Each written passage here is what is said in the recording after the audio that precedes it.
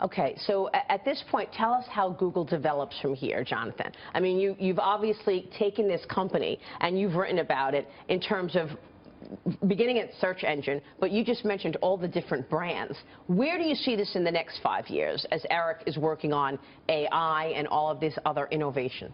I think we're attacking some of the biggest problems imaginable. I think the machine learning efforts are going to allow us to solve problems like traffic, solve problems, anything in healthcare that's related to tracking longitudinal data. Think about all of the data. Just anything involving vision, right? Yeah, like, what does a doctor do? They look at you. We can make that more accurate. We've got huge progress with machine learning. One of the examples that someone was working on in 20% time was solving the diagnosis of diabetic retinopathy, which is a disease that can affect hundreds of millions of people. And we use machine learning techniques to look at the images and diagnose the disease as well as ophthalmologists. So we're saving enormous amounts of time. So I think there's huge opportunities there. I think machine learning also is going to do enormous things for anything related to business that involves prediction, inventory, warranty analysis. Anything related to your supply chain will all get much, That's incredible. Much better. When you said that when a doctor looks at you, we could make that better, how? Well, when everybody goes to the doctor and you go to the dermatologist, and what do? They say, well, that's cancer, that's not cancer, and so forth.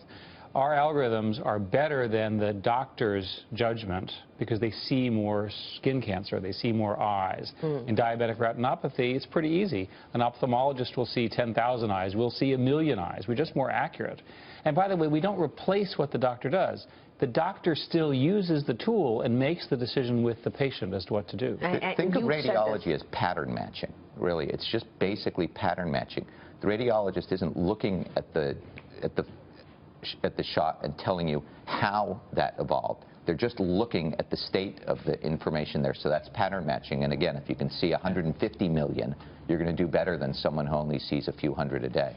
These techniques can transform business worldwide, and especially in American business.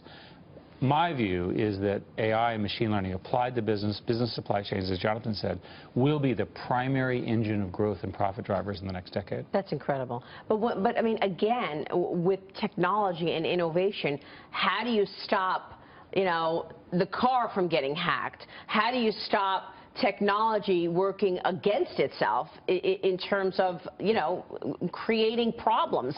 Like with driverless cars. How do I know the bad guys don't get in charge of it and take control? Well, the biggest problem you're going to have with your car is that your teenager will get drunk and wrap it around a tree, right? So the good news is you won't be able to do that with a self-driving car. I think that technology is now capable of being defended against. In other words, I think that the sort of traditional, my car has been hacked because somebody got into it, it could be much harder. Encryption is so powerful now in terms of protecting you that I think we're going to be in pretty good shape. Just to be blunt, more than 30,000 people will die on American highways this year. Every one of those is a horrific tragedy. Let's do everything we can to stop that.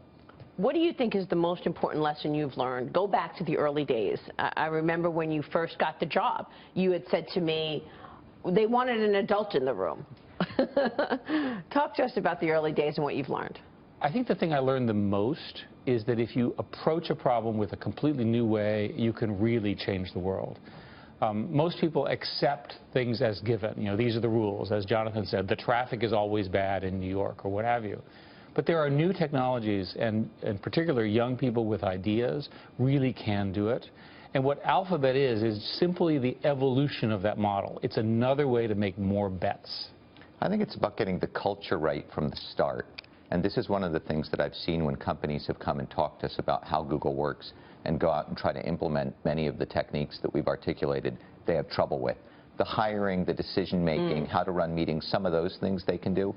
But this was a company that really had a very clear mission and then allowed its employees to define the culture. And many of the rules that you read about in the book, the user comes first, don't be evil, actually came out of the smart creatives that were the founding employees in the company. Amazing.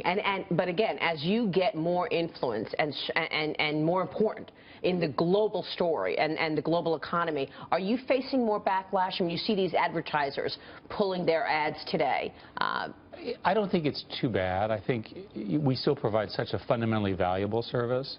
I always worry about governments. I've always worried about European governments, for example, sort of the issues of overregulation, if you will.